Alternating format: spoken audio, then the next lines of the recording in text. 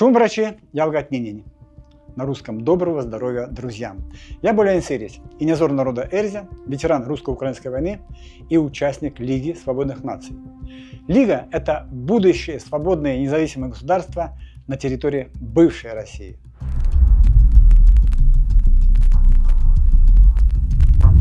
Западные страны не торопятся разрешить использование поставленного дальнобойного оружия по территории России, хотя Украина уже передала им список возможных военных целей.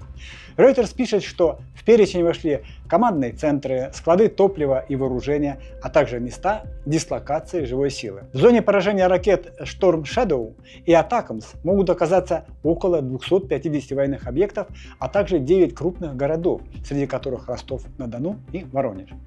Не ожидая западных дальнобойных ракет, дроны ВСУ разносят склады боеприпасов. Взрыв в Торопце Тверской области был такой силы, что сейсмологи зафиксировали землетрясение в 3 балла. Война медленно, но неотвратимо заходит на территорию России. До недавних пор для россиян она была всего лишь аббревиатурой. СВО где-то далеко. Это, даже с учетом неудач на фронте, позволяло Путину выглядеть уверенным, а западным странам аккуратно дозировать свою вовлеченность в войну, не рискуя лишний раз усилением конфронтации с Россией. Но война развивается по своим законам. Эскалация со стороны Москвы вызывает усиление противодействия Киева.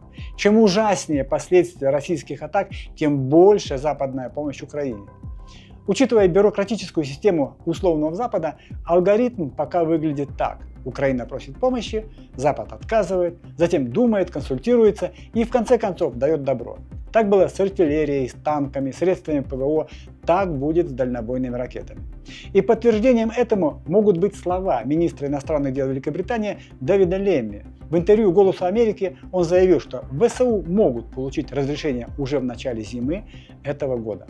Кремль тоже меняет свои красные линии. С началом вторжения Путин грозил беспрецедентными карами всем, кто вмешается в войну и будет помогать Киеву.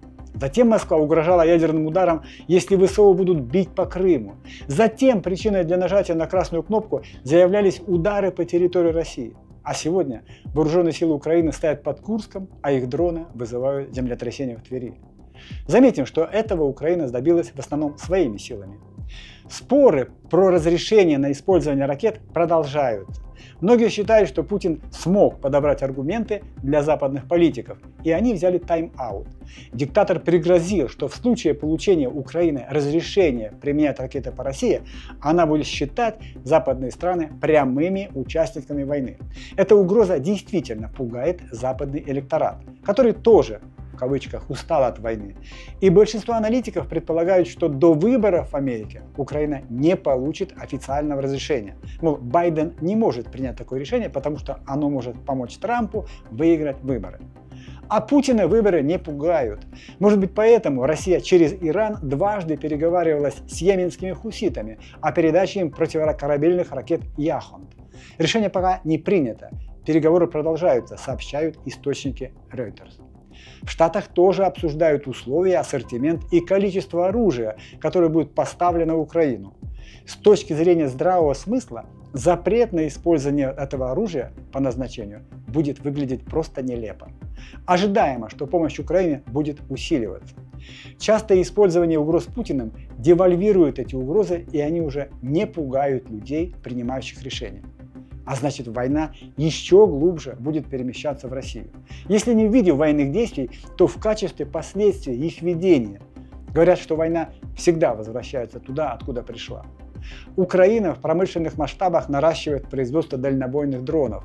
Всего год назад единицы разбивали стекла в небоскребах Москва-Сити. А сегодня российское Министерство обороны информирует, что Украина атакует волнами десятками дронов.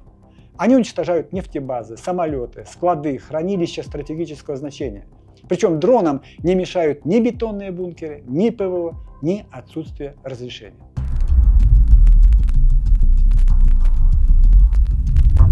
Россия продолжает наносить удары по украинской территории баллистикой, авиационными управляемыми ракетами, беспилотниками и кабами. По информации украинской стороны, в течение последней недели русские применили около 1000 управляемых авиационных бомб, вдвое меньше шахедов и около 30 ракет разных типов. Приоритетными целями являются не только правительственные здания, военные объекты, транспортная инфраструктура, но и гидротехнические, энергетические и даже сантехнические сооружения. Наносятся удары и по жилым объектам, то есть серьезные ресурсы выделяются на ухудшение условий жизни гражданского населения Украины. Это говорит о том, что Путину остро необходимы переговоры. И он надеется, что такие удары заставят Украину принять его условия под влиянием напуганного обстрелами народа. Но, несмотря на значительное превосходство в живой силе и вооружении, русские не могут добиться значительных успехов ни на одном участке фронта. Да, наступление продолжается. И главная логистическая дорога в Харьковской области, Боровая, Купянск, Узловой Купянск, фактически находится под контролем русской армии. Здесь ситуация угрожающая для украинцев. 72-я механизированная бригада ВСУ, которая в январе-феврале прошлого года под Угледаром разгромила российские войска, сегодня там же рискует попасть в окружение. На самом горячем Покровском направлении украинцы отражают десятки атак в сутки, но они не прекращаются. Наступление продолжается. Но какой ценой? Захваченное измеряется метрами, а потери давно перешагнули рубеж в 1000 убитых и раненых каждый день. Каждый день войны требует сотни миллионов долларов. На полях Украины уже на миллиарды долларов ржавеющего российского металлолома. Кроме этого, украинцы на этой неделе напомнили о Курской области, неожиданно продвинувшись в Глушковском районе.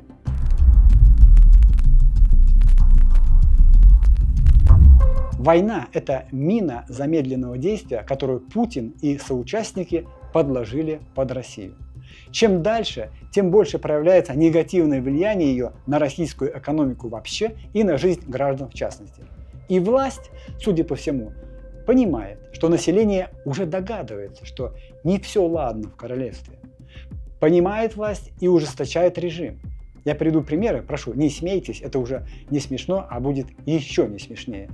Василий Пискарев, глава Комитета Госдумы по безопасности и противодействию коррупции, разработал законопроект, уже поддержанный правительством. Сейчас штраф за неуважение к суду составляет до 80 тысяч рублей. Теперь виновным будет грозить штраф до 4 миллионов, это минимум, или лишение свободы до 5 лет. Василий, кроме этого, подготовил законопроект о введении уголовного наказания в виде лишения свободы на 2 года за оскорбление чиновников. А что правительство? Поддержало, конечно. Напоминаем, что Василий – глава Комитета Госдумы по безопасности и противодействию коррупции. Про законопроект о запрете идеологии бездетности и движения Child Free рассказал спикер Нижней палаты Вячеслав Володин. Законопроект направлен против пропаганды бездетности.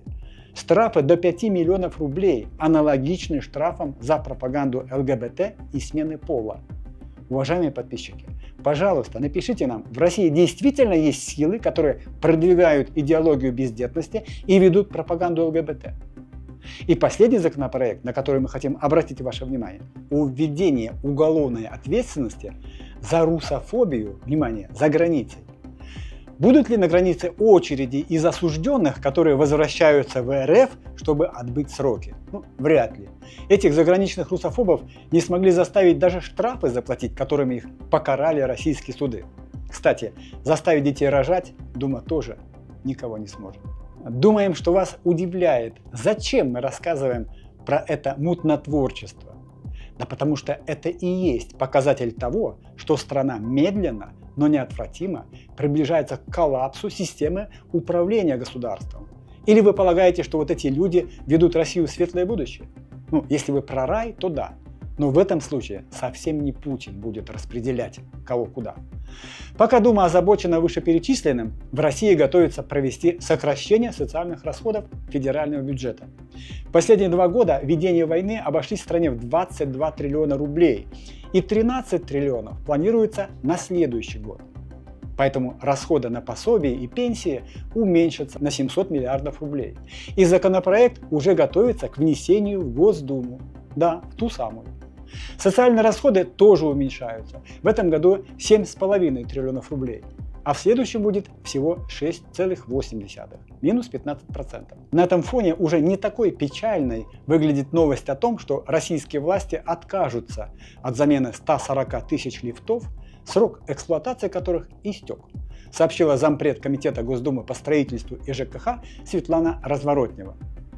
Все лифты, исчерпавшие свой срок давности, а это порядка 25 лет, должны быть заменены к 15 февраля 2025 года.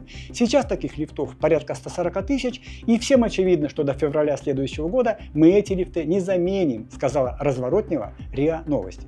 По ее словам, Ростехнадзор обсуждает возможность продления срока эксплуатации опасных лифтов. Лифты подорожали. Больше 3 миллионов уже стоит, жалуется Разворотнева. Она отметила, что хуже всего там, где жители выбрали спецсчета для накопления средств на капремонт. Если верить журналу Forbes, а ему можно верить, Россия за один день тратит на войну с Украиной 300 миллионов долларов.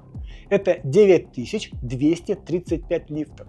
140 тысяч лифтов – это 2 недели войны. Но не огорчайтесь, не у всех так плохо. Например, национальная оборона – это содержание армии и деньги гособоронзаказа, получит на 22% больше, чем в этом году, вдвое больше, чем в 2023 и вчетверо больше, чем в 2019. На полицию, Росгвардию, Следственный комитет, спецслужбы разные планируется потратить 3,5 триллиона рублей. То есть армии и силовикам достанется 40% федерального бюджета, а здравоохранение получит в 17 раз меньше. А на просвещение и воспитание денег много не нужно. Достаточно уроков мужества и священники в школах. Да, и еще нужны дроны.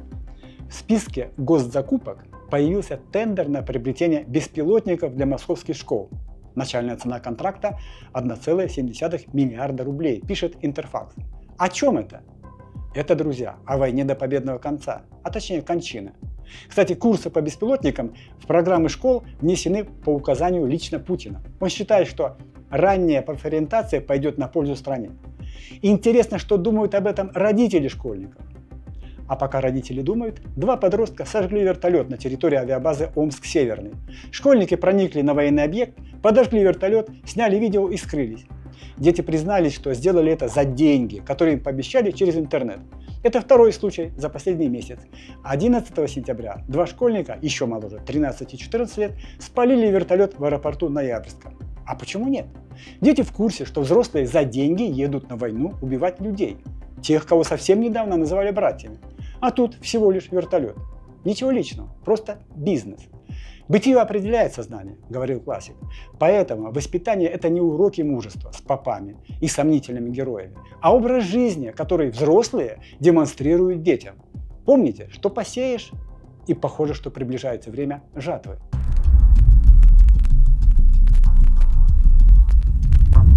На завершение хорошая новость. Фонд Иннотех-21 пообещал обрадовать российских пользователей православным мессенджером, который назвали Зосима. Президент фонда Алексей Агапов сообщил, что запускать его собираются уже в ноябре в рамках проекта «Спаси и сохрани». Самое время. Потому что Саудовская Аравия готовится отказаться от своего целевого ориентира цены на нефть в $100 за баррель и планирует увеличивать добычу, чтобы отвоевать долю рынка, даже если это приведет к снижению котировок. Об этом пишет зарубежная пресса. До новых встреч, друзья! Не забудьте подписаться на наш канал и поделиться своим мнением об услышанном. Это поможет нам сделать нашу передачу лучше. Спасибо и до свидания.